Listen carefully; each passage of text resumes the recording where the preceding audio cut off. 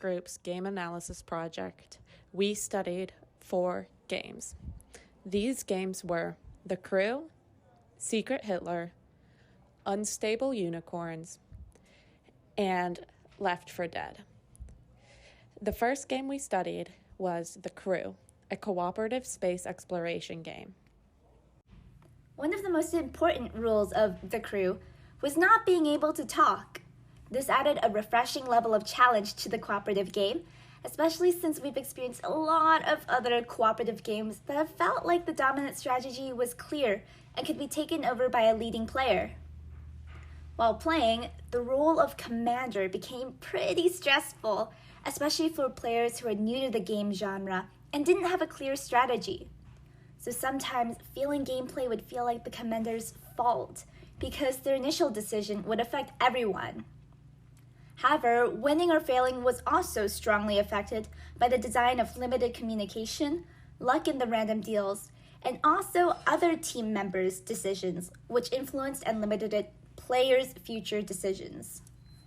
So through these mechanics, we can see educational potential for the crew in reflecting on leadership, teamwork, and communication amongst team members. Cooperative board and card games are rare and tend to be more difficult to design. The Crew was an inspiring example of a fun cooperative game with tension. We're inspired to explore mechanics like broken communications and cooperative tasks to use in our future designs, and we definitely won't underestimate the power of cooperative games.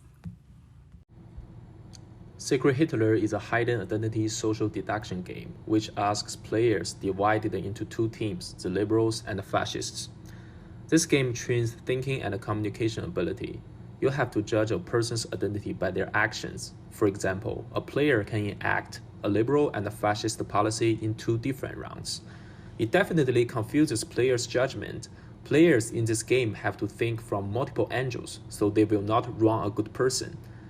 This game also helps people know logic better by listening to each other's words. Fascists may say some trick things to protect their teammates and put dirt on a good person. Game design is exciting, make people feel involved. The main reason for having excitement is hidden identity. If you are a liberal in this game, you have to guess everyone's identity on your own, and you don't want to make mistakes. If you are a fascist, you gotta be low-key and try not to reveal your identity.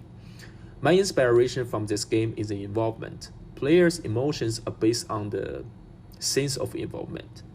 This is a Secret Hitler. A game uses language, performance, and facial expression to persuade each other. For our third play session, we played a game called Unstable Unicorns. It is a card game where each player takes turns playing down a card that has unique abilities, and you win by having a certain number of unicorns played down in front of you. We played with 7 players, and this turned out to be too long of a game. This was an important moment and experience in this game because we simply could not end the game and we had to decide to just call it quits. There is some educational potential for this game, for example, to replace the unicorn cards with educational information such as plants and animals or even corporations and businesses. The abilities can influence each other in a certain way that reflects the relationships between animals and plants, such as predation or symbiotic relationships. For relevant literature related to Unstable Unicorns, Kostikyan talks about the requirement of decision-making, narrative tension, and information accessibility in a good game. Unstable Unicorns lacked impactful decision-making and narrative tension because it could not end, and information was difficult to access because every card was unique. This game inspired me as a designer because the game shows that narrative tension is built by having the end of the game get inevitably closer after each turn. Unstable Unicorns also showcase the importance of art. I would honestly play the game again just because of how cute the drawings are. Lastly, the playstyle and art style of the game makes it seem like a party game, but it requires a lot of reading to understand each card's abilities, which slowed down the game a lot. This highlighted the importance of how the game dynamics should match the intended setting the game would be played in. Left 4 Dead is a first-person shooter zombie outbreak game.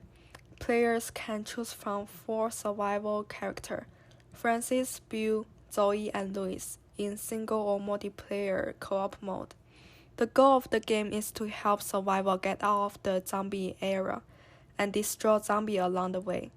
Co-op mode promotes teamwork skills.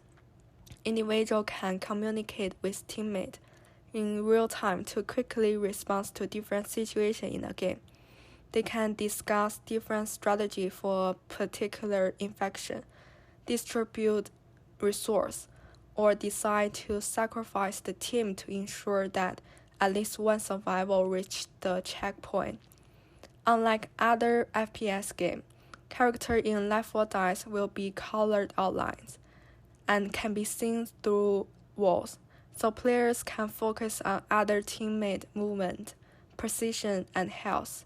This encourages better collaboration between players.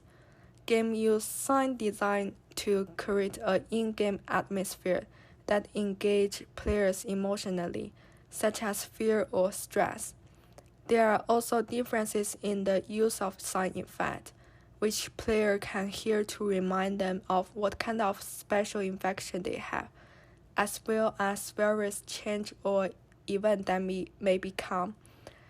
This design inspired me how to incorporate different sensory modality into the game.